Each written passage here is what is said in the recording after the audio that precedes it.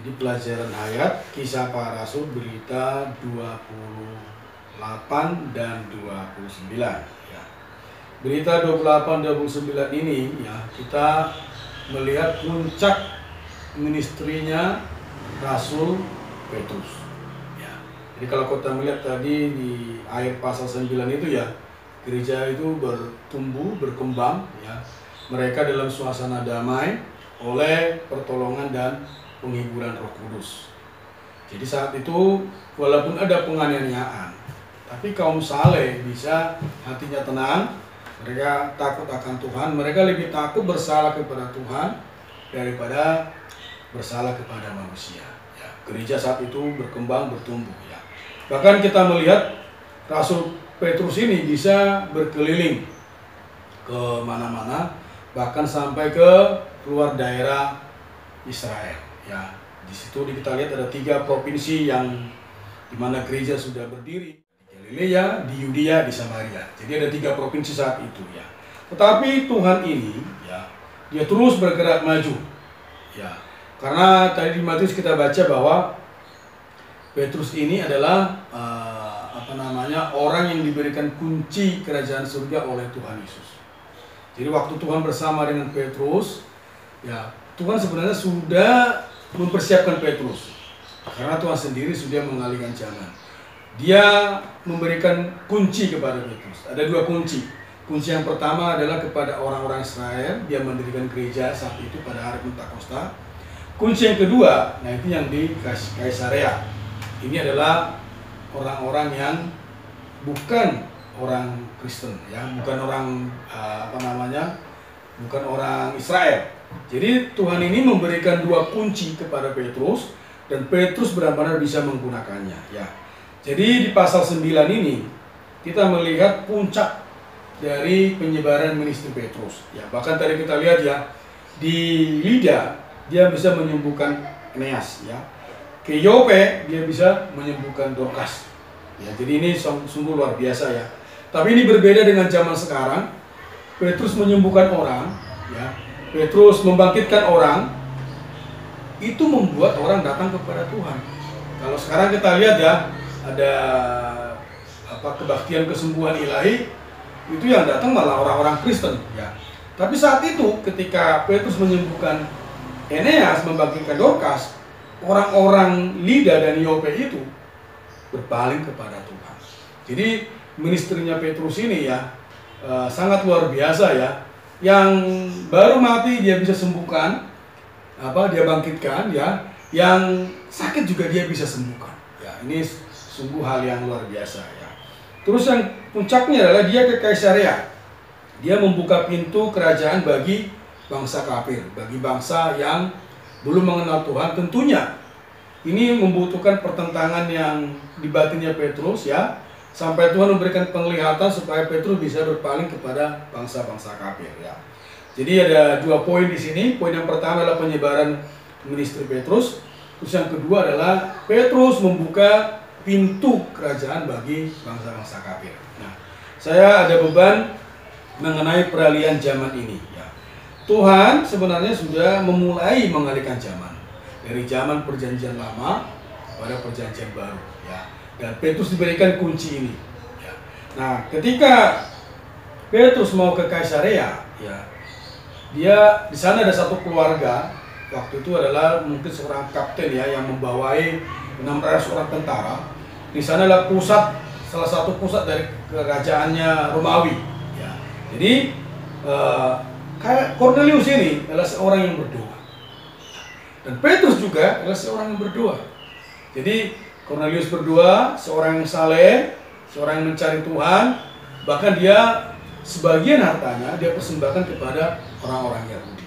Ya, ini satu hal yang sungguh saleh ya menurut saya, karena seorang bukan Yahudi tapi memperhatikan orang-orang Yahudi, memperhatikan peribadatan orang Yahudi. Nah, Petrus tadi kita lihat dari ayat 9, dia di tengah hari dia selalu naik ke atas ya. Kalau zaman dulu itu orang Israel itu rumahnya bagian atapnya itu rata, dan orang-orang Israel itu selalu berdoa di atap ya. Jadi ada satu keyakinan bangsa Israel ketika mereka naik ke atas, ya, mereka mungkin bisa lebih fokus berdoa dan bisa datang kepada Tuhan. Nah, Petrus saat itu dia selalu jam-jam tertentu dia naik ke loteng, ya, naik ke atas ke soto rumah. Ya, di Mazmur itu diumpamakan seperti burung pipit yang naik ke soto rumah, ya.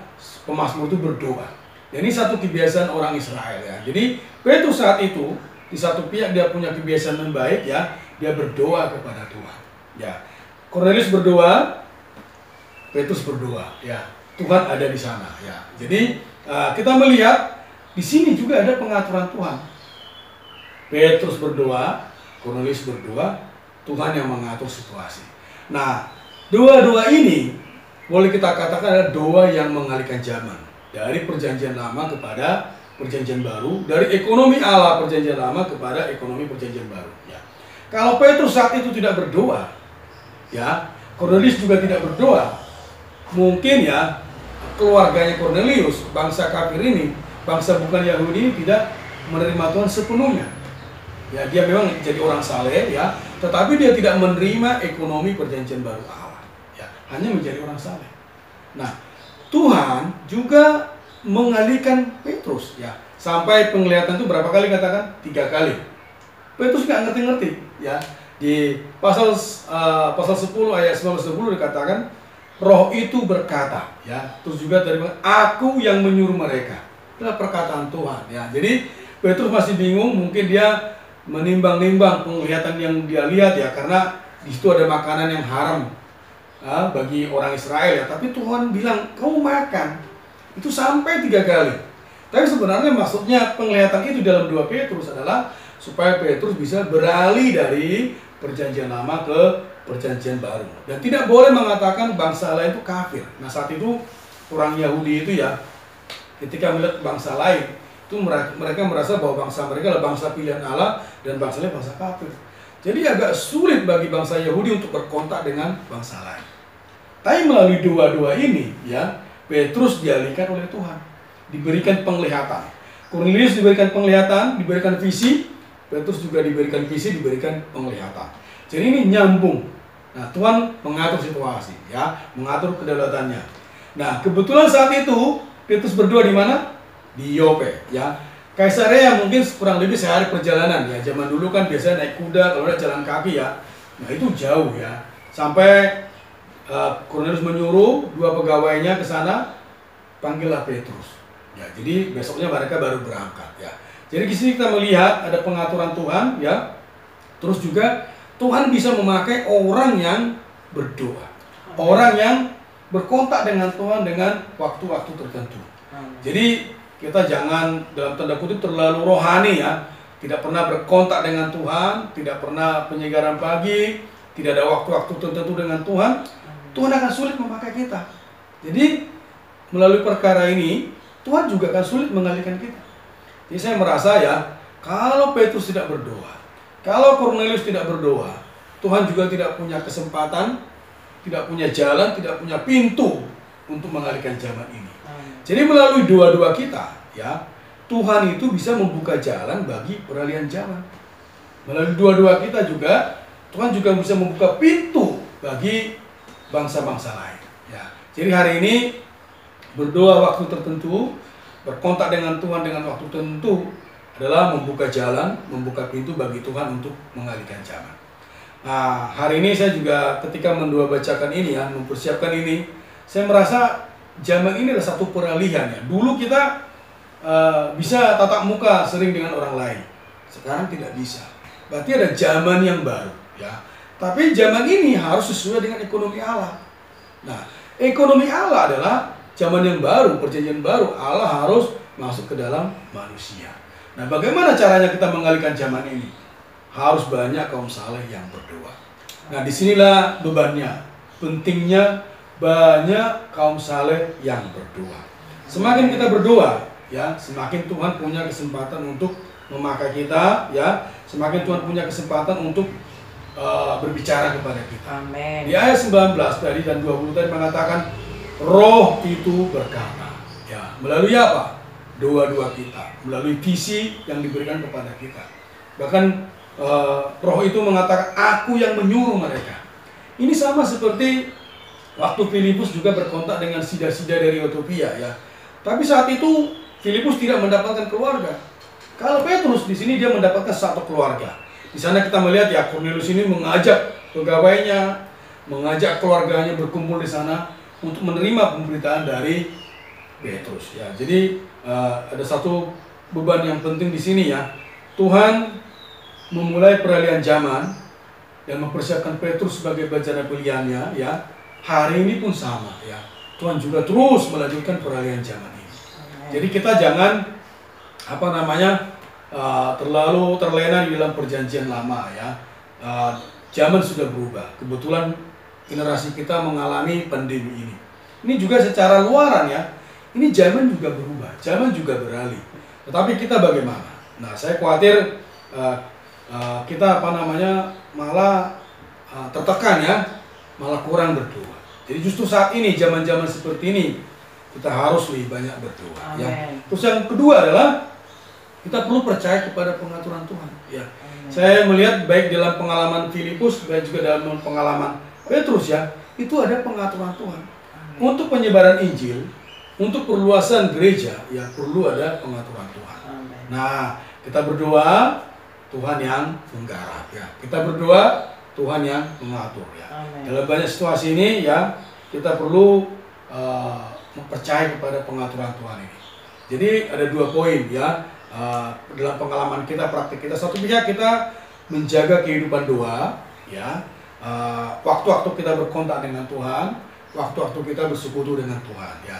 Terus yang kedua adalah praktek kita adalah percaya kepada pengaturan Tuhan.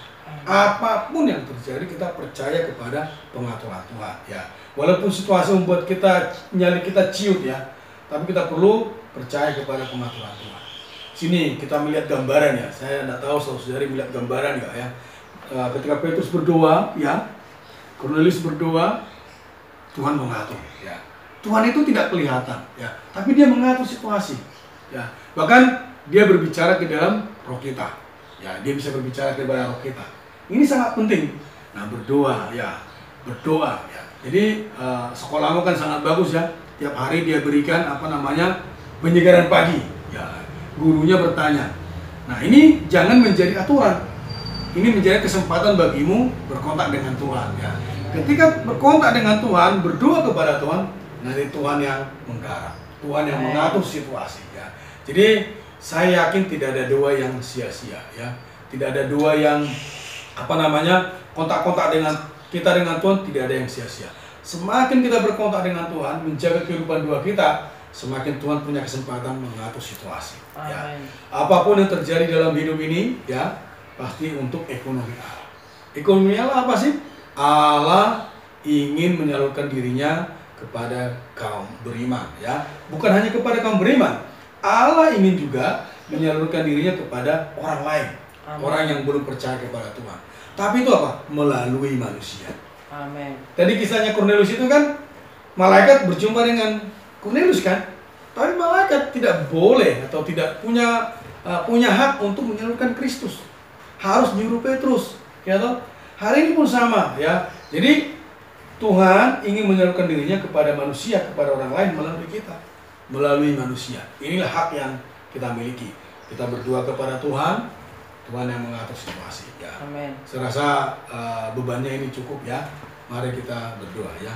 Tuhan Yesus, amen. Terima kasih Tuhan. Amen. Kami diingatkan kembali Tuhan. Ya. Kami semakin terdorong ya Tuhan. Amen. Bahwa kami perlu berdoa. Kami perlu menjaga waktu kami berkontak dengan-Mu. Amen. Tuhan, kami persembahkan diri kami kembali Tuhan. Supaya kami bisa menjaga hal ini Tuhan. Ya. Menjaga kehidupan doa-doa kami. Yesus. Bahkan kami juga Tuhan berdoa untuk kaum saleh di Solo. Amen. Tuhan, saudari Tuhan Amen. bisa memustikakan waktu-waktu doa. Amen. Tuhan Yesus, kami juga percaya kepadamu Tuhan.